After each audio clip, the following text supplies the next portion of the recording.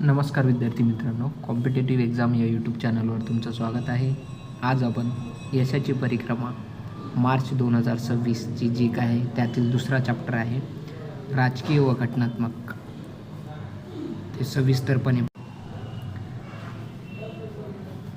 यात पहिलं आहे चकमा स्वायत्त जिल्हा परिषदेत राज्यपालांचे शासन लागू. चकमा स्वायत्त जिल्हा परिषदेमध्ये राज्यपाल राजवट आणखी 6 महिन्यासाठी वाढवलेली आहे. ही जी आहे चकमा स्वायत्त जिल्हा परिषद कुठं आहे? मिझोराम राज्यात आहे. येथे राजकीय अस्थिरतेमुळे जुलै 2025मध्ये चकमा स्वायत्त जिल्हा परिषद म्हणजे CADC मध्ये प्रथमच राज्यपाल राजवट लागू करण्यात आली. त्यात स्वायत्त जिल्हा परिषद कोणकोणत्या राज्यांना लागू आहे ते पहा. आसाम, मेघालय, त्रिपुरा, मिझोराम या राज्यामध्ये आदिवासी भागात स्वशासन प्रदान करण्यासाठी राज्यघटनेच्या 244(2) सह 6व्या अनुसूचीनुसार स्वायत्त जिल्हा परिषदेची स्थापना केली जाते. दुसरं आहे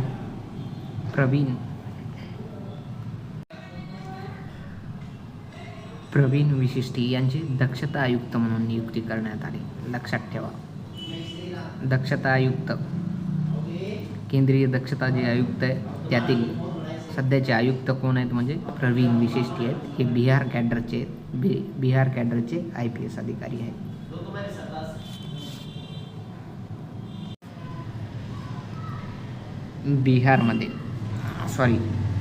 झारखंडमध्ये 25 वर्षानंतर पेसा कायदा लागू. नेमका पेसा कायदा म्हणजे काय याबद्दल थोडक्यात जाणूया. पेसा जो कायदा आहे हा कायदा अनुसूचित क्षेत्र असलेल्या 10 राज्यांसाठी लागू आहे. एकूण किती राज्यासाठी लागू आहे? 10 राज्य. त्यातील आहे आंध्र प्रदेश, छत्तीसगड, गुजरात, हिमाचल प्रदेश, झारखंड, मध्य प्रदेश, महाराष्ट्र, ओडिसा, राजस्थान आणि तेलंगणा यासाठी लागू आहे. या सगळ्या राज्यासाठी लागू आहे 10 एकूण. पेसा कायदा केव्हाचा आहे तर 24 डिसेंबर 1996 रोजी लागू करण्यात आलेला आहे पेसा कायदा. पेसाचे वैशिष्ट्य बघा, ग्रामसभा हे सर्वोच्च प्राधिकरण आहे. ग्रामसभांना मुख्य निर्णय घेणारी संस्था म्हणून मान्यता देण्यात आलेली आहे. पारंपरिक कायदा आणि संस्कृतीचे संरक्षण करण्याचा जो अधिकार आहे तो पेसा कायदा जिथं लागू झाला आहे तेथील भागांना आहे. नैसर्गिक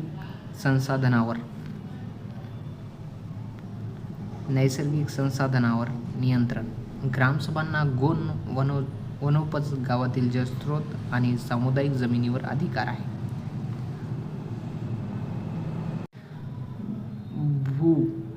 भूसंपादनासाठी सुरक्षा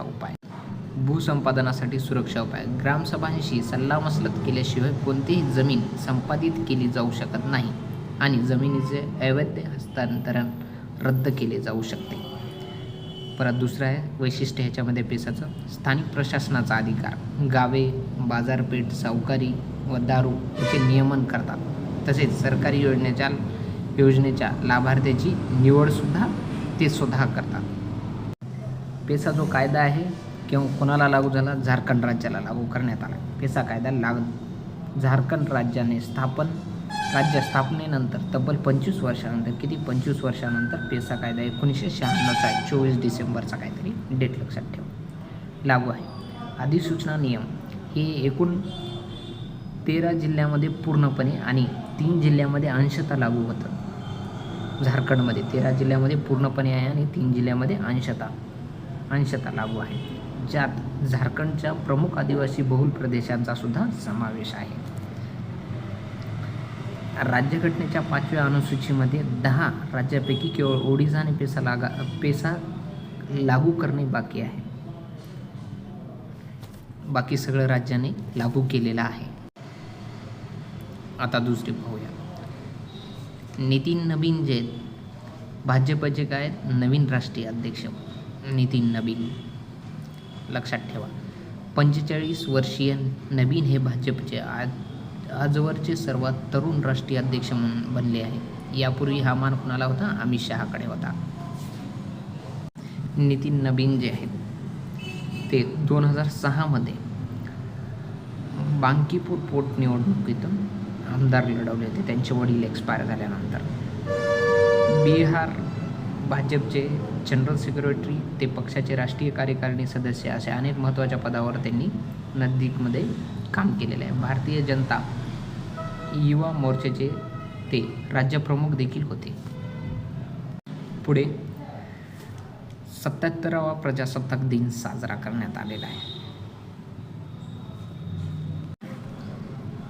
26 जानेवारी 2026 रोजी वंदे मातरमची जी 150 वर्ष या संकल्पनेसह भारताने आपला 77वा प्रजासत्ताक दिन साजरा केला. यामध्ये प्रमुख पाहुणे म्हणून युरोपियन कौन्सिलचे अध्यक्ष श्री अँटोनियो कॉस्टा आणि युरोपियन कमिशनच्या अध्यक्षा Shrimati Ursula von der Leyen या सोहळ्याचे प्रमुख पाहुणे म्हणून उपस्थित होते.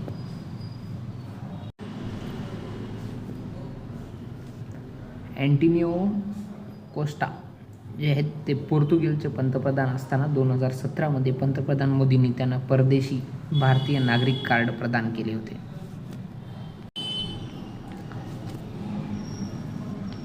उर्सुला वॉन डेर लेयन त्या जर्मन राजकारणी आणि डॉक्टर असून त्या सुद्धा युरोपियन कमिशनच्या अध्यक्षपदी दुसऱ्यांदा कार्यरत आहेत.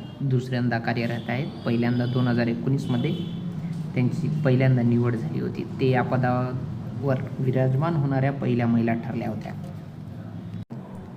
प्रजासत्ताक दिनाच्या दिवशी स्वातंत्र्य का मंत्र वंदे मातरम आणि समृद्धी का मंत्र आत्मनिर्भर भारत या विस्तृत संकल्पनेसह परेडमध्ये एकूण 30 चित्ररथ सहभागी झाले होते. किती? 30. महाराष्ट्राच्या चित्ररथाची संकल्पना गणेशोत्सव आत्मनिर्भरतेचे प्रतीक ही होती. महाराष्ट्राच्या सर्वोत्कृष्ट चित्ररथाने प्रथम क्रमांक मिळवला. यामध्ये प्रथमच सामील झालेल्या गोष्टी होत्या. युनिव्हर्सल रॉकेट लॉन्चर सिस्टीम होतं. कोणतं? सूर्यास्त्र. लक्षात ठेवा. भैरव लाईट कमांडो बटालियनची तुकडी होती पहिल्याच वेळेस. प्राण्यांची तुकडी झास्कर घोडे, बॅक्टेरियन उंट, रॅप्टर शिकारी पक्षी येथे. भारतीय लष्कराचे कुत्रे यांचा समावेश असलेली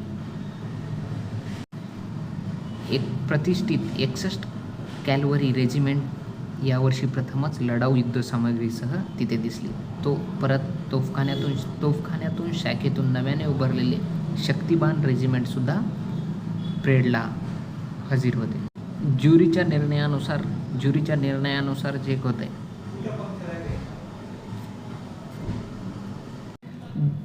ज्युरीच्या निर्णयानुसार पुरस्कार 3 सेवांमध्ये सर्वोत्तम मार्चिंग तुकडी होती भारतीय नौदल. CAPF इतर सहाय्यक दलामध्ये सर्वोत्तम मार्चिंग तुकडी होती दिल्ली पोलीसची. सर्वोत्कृष्ट चित्ररथ होता महाराष्ट्राचा. लक्षात ठेवा काय होतं? गणेशोत्सव आत्मनिर्भरतेचे प्रतीक. दुसरा होता चित्ररथ जम्मू काश्मीर. यामध्ये जम्मू आणि काश्मीरमधील हस्तकला आणि लोकनृत्य यांचा समावेश होता. आणि तिसरं सर्वोत्कृष्ट चित्ररथ होतं केरळ. यामध्ये होतं वॉटर मेट्रो आणि 100% डिजिटल साक्षरता आत्मनिर्भर भारतासाठी केरळ. सर्वोत्कृष्ट चित्ररथ केंद्रीय मंत्रालय किंवा विभागासाठी होतं. सांस्कृतिक मंत्रालयानं वंदे मातरम एक राष्ट्राचे आत्मगान यात आहे. सर्वोच्च न्यायालयाचे न्यायमूर्ती जे होते JB पारडीवाला आणि R महादेवन यांच्या खंडपीठाने डॉक्टर जया ठाकूर विरुद्ध भारत सरकार आणि इतर 2026च्या या खटल्याची सुनावणी करताना मासिक पाळी स्वच्छता व्यवस्थापन हे अनुच्छेदन 21 राज्यघटनेतील जे कलम 21 आहे त्या अंतर्गत जीवनाच्या अधिकाराचा अविभाज्य भाग असल्याचा निर्णय 2026मध्ये दिला. या खंडपीठाने कोणत्या? JB पारडीवाला त्या खंडपीठात आणि R महादेवन होते. या खंडपीठाने सर्व राज्ये आणि केंद्रशासित प्रदेशांना 3 महिन्याच्या आत प्रत्येक सरकारी आणि खाजगी शाळेत मोफत सॅनिटरी पॅड आणि स्वतंत्र शौचालय, पाणी आणि विल्हेवाटाची सुविधा उपलब्ध करून देण्याचे निर्देश दिले आहेत. पेनियार नदी जल न्यायाधिकरण स्थापन करण्याचे सर्वोच्च न्यायालयाचे निर्देशन दिलेले आहे. ते कोणत्या कलमानुसार दिले? हे निर्देशन राज्यघटनेच्या अनुच्छेद 262 अंतर्गत आंतरराज्यीय नदी पाणी विवाद कायदा 1956 अंतर्गत दिले. हा जो जलविवाद आहे तो कर्नाटक आणि तामिळनाडू या 2 राज्यामधील आहे. कर्नाटक आणि तामिळनाडू. पेनियार जी नदी आहे ती कर्नाटकातील चिक्कबल्लापुरा जिल्ह्यातील नंदी टेकड्यामध्ये तिचा उगम होतो. त्यानंतर ती कर्नाटकातून दक्षिणेकडे वाहते आणि बंगालच्या उपसागराला जाऊन मिळते. कर्नाटकने नदीवर चेक डॅम आणि पाणी वळवण्याच्या संरचना बांधल्यावरून वाद निर्माण झाला.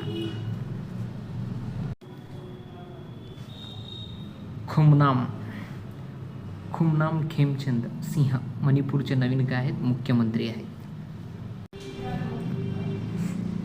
फ्रंटियर नागालँड टेरिटोरियल अथॉरिटी स्थापन करण्यासाठी त्रिपक्षीय करार झाला. हा त्रिपक्षीय करार नागालँडमध्ये झाला आणि कोणाकोणामध्ये झाला ते पाहूया. केंद्र सरकार, नागालँड सरकार आणि ईस्टर्न नागालँड पीपल्स ऑर्गनायझेशन यांनी या त्रिपक्षीय करारावर काय केल्या? स्वाक्षरी केल्या. याचा जो उद्देश होता या कराराचा उद्देश नागालँडमधील एक नवीन काय होता? नागालँडमधील एक नवीन प्रशासकीय व्यवस्था म्हणून फ्रंटियर नागालँड टेरिटोरियल अथॉरिटीची स्थापना करणे आणि जेणेकरून वेगळे राज्य निर्माण न करता पूर्वेकडील जिल्ह्याची आकांक्षा पूर्ण करता येतील यासाठी स्थापन केले. यासाठी त्रिपक्षीय करार झाला. दुसरी न्यूज पाहूया आता. थान्यानाथन सी भारतातील पहिल्या पूर्णतः दृष्टीहीन महिला न्यायाधीश. महत्त्वाचं आहे, लक्षात ठेवा. दृष्टीहीन वकील थान्यानाथन सी या लवकरच केरळच्या आहेत, ह्या लक्षात ठेवा. केरळच्या आणि भारतातील पहिल्या दृष्टीहीन महिला न्यायाधीश होणार आहे. केरळच्या सिव्हिल जज पदासाठी पार पडलेल्या परीक्षेत त्यांनी दिव्यांग श्रेणीतून गुणवत्ता यादी प्रथम क्रमांक पटकावला आहे. त्या 24 वर्षीय आहेत. माहिती तंत्रज्ञान सुधारणा नियम 2026 मध्ये जे काही बदल करण्यात आलेले आहे ते इथे सविस्तर दिलेले आहे.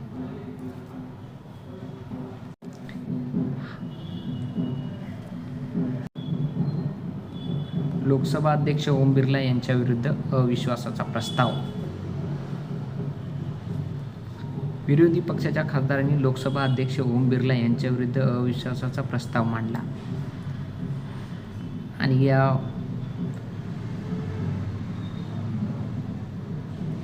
अविश्वास प्रस्तावावर 118 सदस्यांनी सही केलेली आहे. वंदे मातरम आणि जनगण मन बाबत गृह मंत्रालयाने नवीन मार्गदर्शक सूचना जाहीर केलेल्या आहेत. कोणत्या गृह मंत्रालयाने? लक्षात ठेवा. का केल्यात? वंदे मातरमला 150 वर्ष पूर्ण झाले. किती? 150. 7 नोव्हेंबर 1875 रोजी बंकिमचंद्र चट्टोपाध्याय यांनी वंदे मातरम या गीताची रचना केली. केव्हा केली? 7 नोव्हेंबर 1875ला. त्यामुळे नोव्हेंबर 2025 मध्ये या गीताला 150 वर्ष पूर्ण झाले. केव्हा? नोव्हेंबर 25 मध्ये. या पार्श्वभूमीवर सरकारने 7 नोव्हेंबर 2025 ते 7 नोव्हेंबर 2026 या संपूर्ण वर्षासाठी देशव्यापी मोहीम सुरू केली. या मोहिमेचाच भाग म्हणून नवीन मार्गदर्शक सूचना जारी करण्यात आल्या आहेत. त्या कोणत्या आहेत त्या पुढे पाहू. जेव्हा एकाच कार्यक्रमात राष्ट्रगीत नॅशनल अँथम आणि राष्ट्रीय गीत नॅशनल सॉन्ग दोन्ही वाजवले जातात तेव्हा प्रथम वंदे मातरम हे जे आहे नॅशनल सॉन्ग आहे म्हणजे राष्ट्रीय गीत, आणि त्यानंतर जनगण मन म्हणजे राष्ट्रीय अँथम गायले आणि वाजले पाहिजे. वंदे मातरमची जी सर्व 6 कडवी आहेत ती 30 मिनिटं 10 सेकंदात गायने किंवा वाजणे बंधनकारक आहे. ज्या ठिकाणी वंदे मातरमचे जे गायन सुरू असेल तेथे उपस्थित श्रोते उभे राहतील जर वंदे मातरम एखाद्या न्यूजवर, माहितीपट किंवा चित्रपटावरचा भाग म्हणून वाजवले जात असेल तर प्रेक्षकांनी उभे राहणे अपेक्षित नाही. स्क्रीनिंग दरम्यान उभे राहिल्याने प्रदर्शनात व्यत्यता निर्माण होऊ शकते आणि प्रतिष्ठा वाढवण्याऐवजी गोंधळ निर्माण होऊ शकतो. संगीत आणि बँड प्रोटोकॉल. जेव्हा वंदे मातरम बँडद्वारे वाजवले जाते तेव्हा प्रेक्षकांना जागरूक करण्यासाठी वंदे मातरमच्या पूर्वी ढोल वाजवणे आवश्यक आहे. शाळांसाठी सूचना आहेत. सर्व शाळांमध्ये दिवसाचे काम वंदे मातरमच्या सामुदायिक गायनाने सुरू होऊ शकते. शालेय अधिकाऱ्याने राष्ट्रीय प्रतीकाचा आदर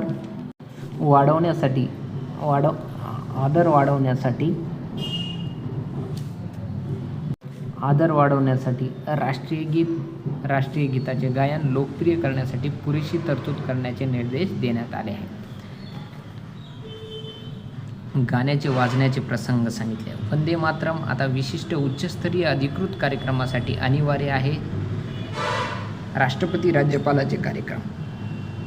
औपचारिक राज्य समारंभामध्ये राष्ट्रपती किंवा राज्यपाल, नायब राज्यपालाचं आगमन आणि प्रस्थानाच्या वेळी. प्रसारण. राष्ट्रपती ऑल इंडिया रेडिओ किंवा टीव्हीवर राष्ट्राला संबोधित करण्यापूर्वी आणि नंतर लगेच. ध्वज समारंभ. जेव्हा राष्ट्रध्वज परेडमध्ये आणला जातो तेव्हा. सांस्कृतिक किंवा औपचारिक कार्यक्रमामध्ये राष्ट्रध्वज फडकवण्याच्या वेळी. मोदींच्या हस्ते सेवातीर्थचे उद्घाटन. लक्षात ठेवा 13 फेब्रुवारी 2026 रोजी नवी दिल्ली येथे सेवातीर्थ या प्रशासकीय संकुलनाचे उद्घाटन करण्यात आले. सेवातीर्थसोबत पंतप्रधान मोदींनी कर्तव्य भवन 1 आणि 2चेही उद्घाटन केले. उद्घाटनाची जी तारीख आहे प्रतिकात्मक महत्त्वाची आहे. का महत्त्वाची आहे तर 13 फेब्रुवारी 1931 रोजी ब्रिटिश राजवटीत नवी दिल्लीचे औपचारिक उद्घाटन भारताची आधुनिक राजधानी म्हणून झाली होती. 2026मध्ये हीच तारीख निवडून सरकारने नवी दिल्ली राष्ट्रीय राजधानी म्हणून 55 वर्ष पूर्ण झाल्याचे चिन्हांकित केले. सेवातीर्थ आहे काय पाहूया. नव्याने बांधलेल्या सेवातीर्थ संकुलनात आता पंतप्रधानाचे कार्यालय PMO ऑफिस आहे. राष्ट्रीय सुरक्षा परिषदेचे सचिवालय आहे. कॅबिनेट सचिवालय एकाच छताखाली आहे. नागरिको देवो भव हे या संकुलनाचे ब्रीदवाक्य आहे. काय आहे? नागरिको देवो भव. लक्षात ठेवा.